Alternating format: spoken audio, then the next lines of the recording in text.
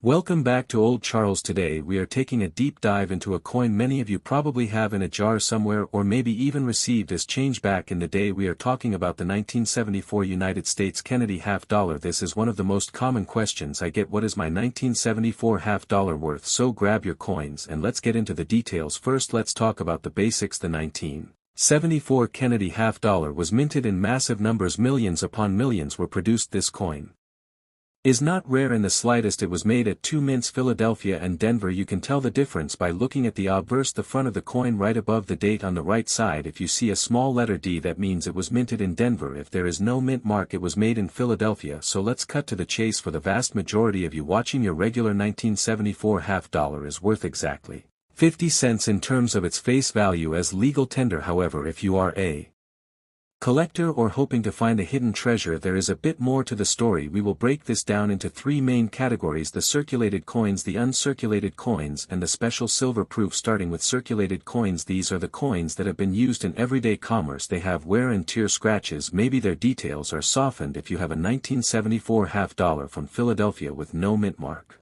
that has been circulated, it is generally worth its face value of 50 cents. The same goes for the 1974 D half dollar from Denver. These are extremely common and were saved by many people, so there is just no scarcity to drive up the value. You might be able to sell one to a collector for about $1 if they need it to fill a folder, but honestly most coin dealers have big boxes of these and they are not actively buying them unless in bulk. Now let's talk about uncirculated coins. These are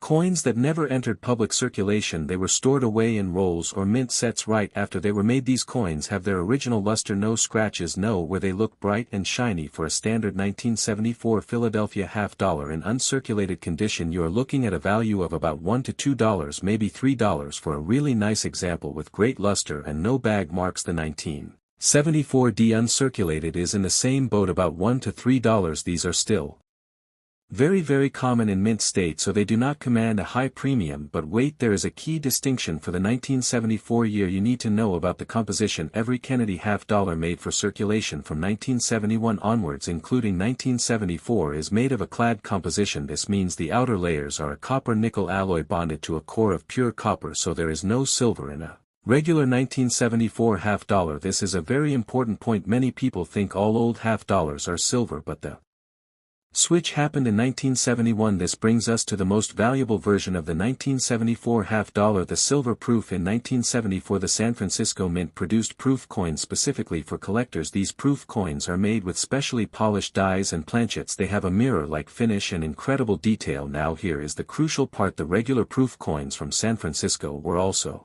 made from the same copper-nickel clad composition as the circulation strikes. These are designated by an S mint mark and are worth about $5 to $10 depending on their condition. However, the United States Mint also produced a special version that year. They made a small number of proof coins using the original 40% silver composition that was used for Kennedy halves from 1965 to 1970. These are the 1974 S silver proof half dollars. How can you tell the difference between a clad proof and a silver proof? It's all about the edge. Look at the edge of your coin. If you see a distinct copper brown band sandwiched between two silver-colored layers, that is a clad coin. It has a copper core. If the edge is a solid silvery white color with no copper band, then you have a silver-proof coin. The 1974 S silver-proof half dollar is the prize of this date. While not extremely rare, it is the most valuable variant of the 1974 half dollar in perfect proof condition, which graders call deep cameo or ultra cameo for its sharp contrast. These coins can be worth between $35 and $60, sometimes more if the eye appeal is fantastic. Even a silver proof with some minor imperfections might still fetch $25 to $35. So to summarize clearly, a worn circulated 1974 P or D half dollar is worth 50 cents to $1. A shiny uncirculated 1974 P or D half dollar is worth $1 to $3. A 1974 S clad proof coin is worth $5 to $10, and the winner, a 1974 S silver proof coin identified by its solid silver-colored edge, is worth $25 to $60. One more thing to look out for is errors. While major errors are uncommon for this date, they can always pop up. Look for things like double dies, especially on the obverse lettering, or repunched mint marks. Also look for off-center strikes or broad strikes. Any significant error could add a decent premium, maybe $10 to $50 or more depending on the severity and visibility. So what should you do if you Find a 1974 half-dollar first check for that S mint mark then. Immediately look at the edge. If it's all silver you have a nice find. If it's a regular clad coin just enjoy it as a piece of history or spend it as 50 cents. The half-dollar denomination was selected. The Franklin half-dollar was in circulation at the time but it was chosen for replacement. The decision was swift.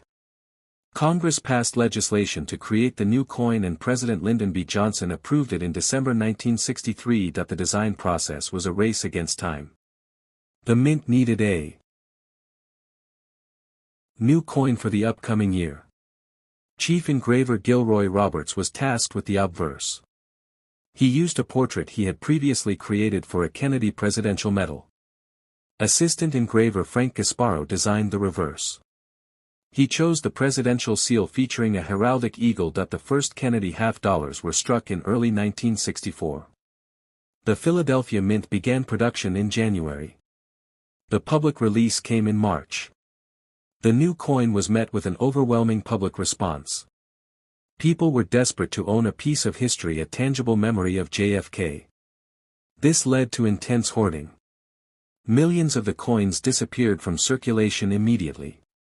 This hoarding created a coin shortage in the United States. The original 1964 Kennedy half-dollar was minted in 90% silver. This high silver content was traditional. But the mid-1960s was a time of change for us coinage. The price of silver was rising. The government was concerned about a shortage of silver for coinage. The Coinage Act of 1965 was a watershed moment. It removed silver from dimes and quarters. Those coins became copper-nickel clad. The half-dollar was treated differently. From 1965 to 1970 the Kennedy half-dollar was made of 40% silver. These coins have a unique layered construction with a silver core. This brings us to the critical shift for the 1974 coin. By 1971 the cost of silver made its use in any circulating coin impractical.